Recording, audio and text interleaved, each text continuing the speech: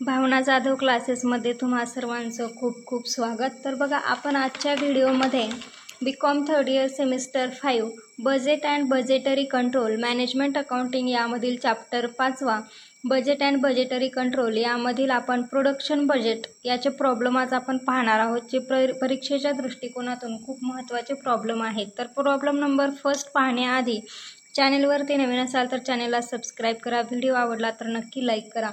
तर बघा, सगळ्यात आधी तुम्हाला प्रॉब्लेम वाचून दाखवते। From the following information of Prakash industries limited Jalna, you are required to prepare a production budget for 3 months ending March 31st, 2018 for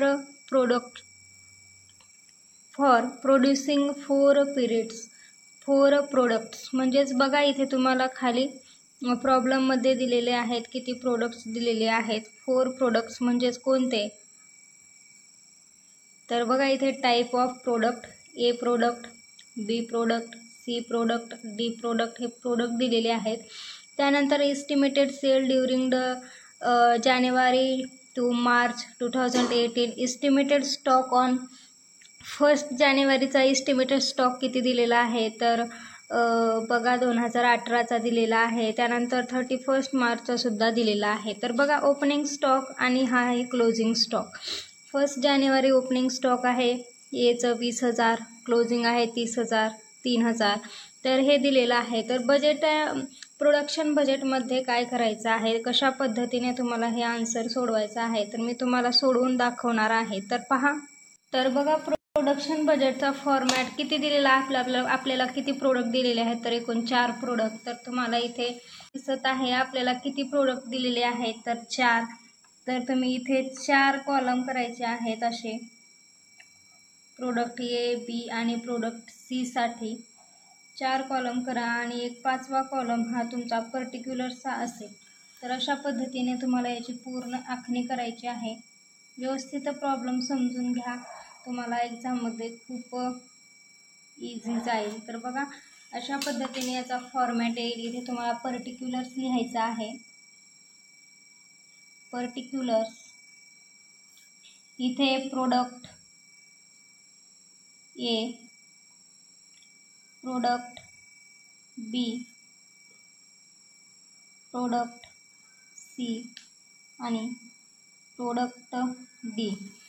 तर बघा, प्रोडक्शन बजेटमध्ये आपण प्रॉब्लेम सोडवत असताना बघा काय लक्षात घ्यायचं आहे। सर्वात आधी तुम्हाला प्रॉब्लेममध्ये काय दिलेलं आहे, बजेटेड सेल। बजेटेड सेल्स किती दिलेले आहेत बघा इथे प्रॉब्लेममध्ये, बघा इथे बजेटेड सेल्स म्हणजेच कोणते, तर जे एस्टिमेटेड सेल्स आहेत। तर बघा, हे एस्टिमेटेड सेल्स एचे किती आहेत, 10,000। तर तुम्हाला इथे ए मध्ये लिहून घ्यायचं आहे 10,000। थोडं कॅमेऱ्याची स्क्रीन मोठी करते जेणेकरून तुम्हाला चांगलं व्यवस्थित दिसेल।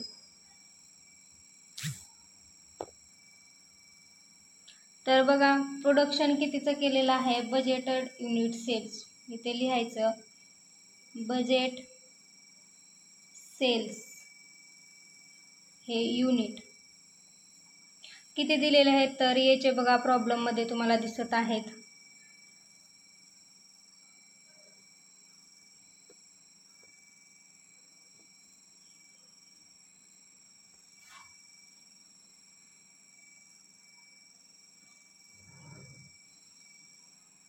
तर बघा, इथे प्रॉब्लेमचा तुम्ही पहिल्यांदा स्क्रीनशॉट काढून घेतला असाल तर छान होईल। तर बघा, बजेटेड सेल्सचे युनिट प्रोडक्ट एचे किती दिलेले आहेत, तर 10,000, बीचे किती दिलेले आहेत, तर 15,000, सीचे किती आहेत, तर 13,000 आणि डीचे किती आहेत, तर 12,000। तर हे तुम्हाला असे लिहून घ्यायचे आहेत। त्यानंतर बघा, प्रोडक्शन बजेटमध्ये तुम्हाला काय लागणार आहे, तर क्लोजिंग स्टॉक आणि ओपनिंग स्टॉक। तर आपल्याला इथे ओपनिंग स्टॉक पण दिलेला आहे, क्लोजिंग स्टॉक पण दिलेला आहे।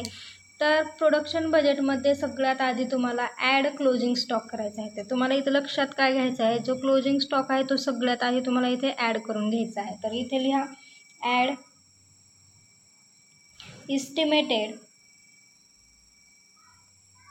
Estimated closing stock. Estimated closing stock. तर प्रोडक्ट एचं क्लोजिंग स्टॉक किती दिलेला आहे? 3,000. बीचं किती दिलेलं आहे? 5,000. सीचं किती आहे? 3,000. डीचं किती आहे? 2,000. तर हे झालं आपलं क्लोजिंग स्टॉक लिहून. त्यानंतर याची तुम्हाला ॲडिशन करायची आहे. क्लोजिंग स्टॉक आणि बजेटेड सेल्स याची तुम्हाला ॲडिशन करून घ्यायची आहे.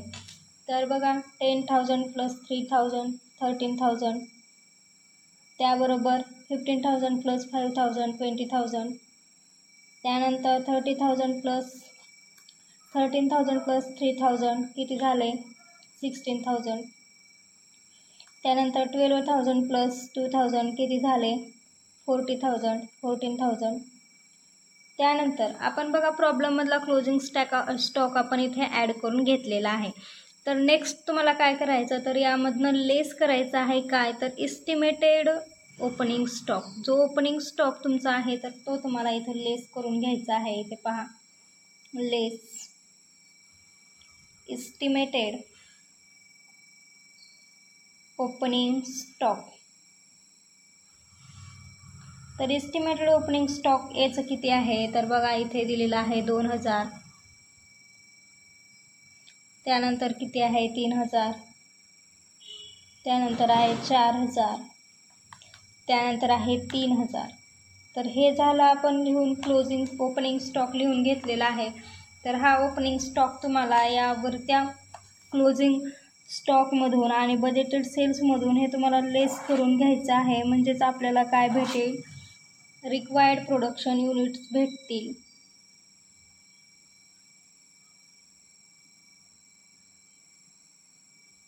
Required production units. तर बघा या 13,000 मधून हे 2,000 लेस करा, किती राहतील? 11,000. त्यानंतर या 20,000तनं 30,000 लेस करा, किती राहतील? तर 17,000. 16,000 मधून 4,000 मायनस करा, राहतील 12,000. त्यानंतर 14,000तनं 3,000 लेस करा, राहतील 11,000. तर अशा पद्धतीने हा इझी प्रॉब्लेम तुम्हाला प्रोडक्शन बजेटचा आहे.